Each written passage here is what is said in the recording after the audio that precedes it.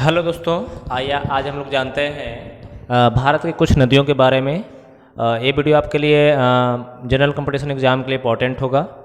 तो देखिएगा यहाँ पे ये हमारा भारत का मैप है। एक छोटा सा मैप मैंने इधर बना दिया हूँ और सिर्फ भारत के इस तरफ की नदियों की बात हो रही है, यानी भारत के उत्तर साइड में बहने वाली नदियों की सिर्फ बातचीत हम करेंगे। तो आप देख रहे हैं कि ये मैं थोड़ा सा बड़ा पिक्चर ले लिया हूँ ताकि आपको दिखाई अच्छी तरह से दे। तो आप यहाँ पे ध्यान से देखिएगा। सबसे पहले बात कर लेते हैं जो तिब्बत के मानसरोवर झील से निकलती है, तिब्बत चीन के हिस्से में आता है। तो ये तिब्बत के मानसरोवर झील से निकलती है। ये इस नदी यहाँ से यहाँ तक आप देख रहे हैं, ये आपकी कौन सी नदी है? आपका सिंधु नदी है। ये आपकी कौन सी नदी हो गई? सिंधु नदी हो गई। और इसकी कुछ सहायक नदियों की बातचीत कर लेते हैं जो भारत से निकलती है। झेलम, चिनाव, रावी और ब्यास। लेकिन अगर सतलज नदी की बात करते हैं तो ये भारत से नहीं निकलती है। कहाँ से निकलती है? ये सतलज नदी यहाँ पर देख लीजिएगा, ये तिब्बत के राक्षस ताल झील से निकलती है। ये तिब्बत के राक्षस ताल झील से निकलती है सतलज नदी। यानी क्वेश्चन पूछ सकता है कि क्या सतलज नदी का जो उद्गम है वो भारत से होता है कि नहीं होता है? तो याद रखेंगे सतलज नदी का उद्गम भारत से नहीं होता है, बल्कि ये तिब्बत के राक्षस ताल से होता है। लेकिन इसके अलावा अगर क्वेश्चन पूछेगा कि चिनाव, रावी और ब्यास नदी का उद्गम कहाँ से होता है, तो भारत में ही से होता है। तो याद रखेंगे। और यहाँ पर भी एक इंपॉर्टेंट क्वेश्चन क्या है कि देखिए ब्यास नदी को आप ध्यान से देखिएगा तो ये ब्यास नदी भारत से उद्गम है, भारत में ही, बस भारत के अंदर तक में ही बह रही है। ये ब्यास नदी को ध्यान से देखिएगा तो भारत में ही बहती है। तो क्वेश्चन ये भी पूछ सकता है कि वह कौन सी नदी है जो भारत से उद्गम होती है, भारत तक ही बहती है? तो ब्यास नदी है, इसका ध्यान रखिएगा, ठीक है। और ये जहाँ पर मिलती है ये सतलज नदी में आकर के मिलती है। देखिए सतलज नदी ऐसे बह रही है यहाँ पे और ये सतलज नदी में ही आकर के मिलती है। जहाँ पर मिलती है वहाँ से एक के बाद की सबसे लंबी नहर का निर्माण होता है, मिलती है, जिसका नाम है इंदिरा गांधी नहर। आप देख रहे हैं यहाँ हरिके बैराज बोला जाता है जहाँ पर ये मिलती है ब्यास नदी। तो ब्यास नदी भारत में ही बहती है, भारत में ही मिलती है। झेलम सतलज नदी में मिलती है। और ये जो हरिके बैराज के आसपास से एक बहुत लंबी नहर निकलती है जो भारत की ही नहीं विश्व की सबसे लंबी नहर में आती है, वह है आपका इंदिरा गांधी नहर। तो याद रखेंगे।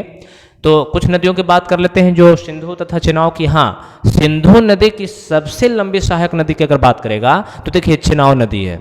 सिंधु नदी की सबसे सहायक लंबी नदी कौन होती है? चिनाव नदी। और चिनाव नदी में ही झेलम नदी आकर के मिलती है और रावी नदी आकर के मिलती है। और सबसे आगे जाकर के मिलता है आपका ये सतलज नदी भी जाकर के आपका चिनाव नदी में ही मिलती है। तो याद रखेंगे सिंधु नदी की सबसे सहायक नदी चिनाव नदी, ठीक है। उद्गम स्थल की अगर बात कर लेते हैं तो देखिएगा ये झेलम नदी सबसे ऊपर में है। झेलम नदी सबसे ऊपर में है। और एक और इंपॉर्टेंट क्वेश्चन ध्यान देंगे, ये लेह शहर है, लेह लद्दाख, आप जानते होंगे। तो ये लद्दाख जो है ये सिंधु नदी के दाएं तट पर स्थित है। एक बार दरोगा के क्वेश्चन में पूछ लिया गया था दरोगा के पेपर में कि लेह जो शहर है वो सिंधु नदी के किस तट पर स्थित है? तो याद रखेंगे, ध्यान से देखिए, ये सिंधु नदी के किस तट पर है? दाएं तट पर स्थित है। तो याद रखेंगे। और उद्गम स्थल की बात कर लेते हैं तो ये झेलम है और ये आपका बैरीनाग से निकलती है, कश्मीर के बैरीनाग से निकलती है। और सतलज नदी जो है ये तिब्बत के राक्षस ताल से निकलती है। चिनाव नदी की बात कर लेते तो हिमाचल प्रदेश के लारा दर्रे से निकलती है।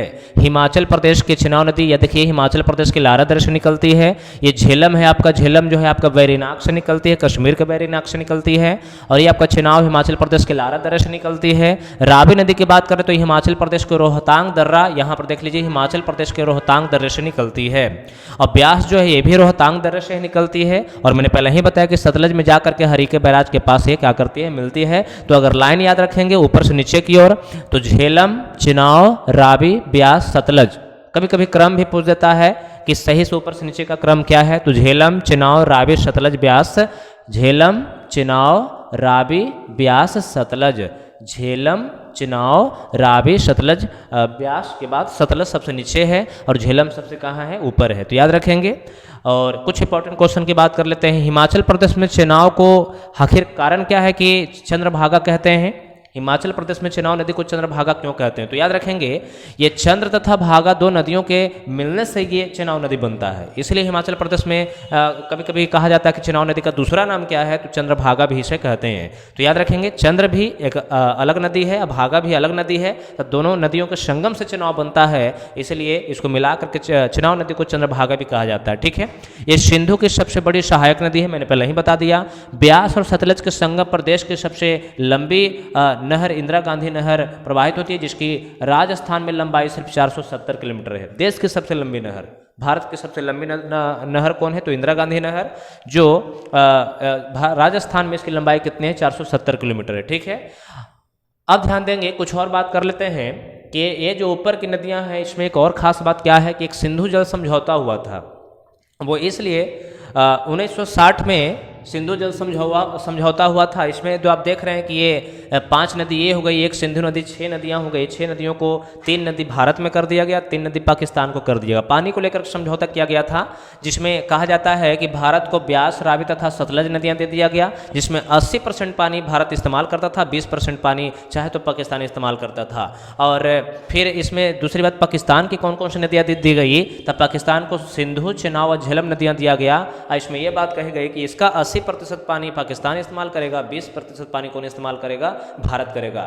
तो दोस्तों, आपको अच्छा लगा होगा वीडियो, ये भारत की नदियों से रिलेटेड कुछ वीडियो था। धन्यवाद।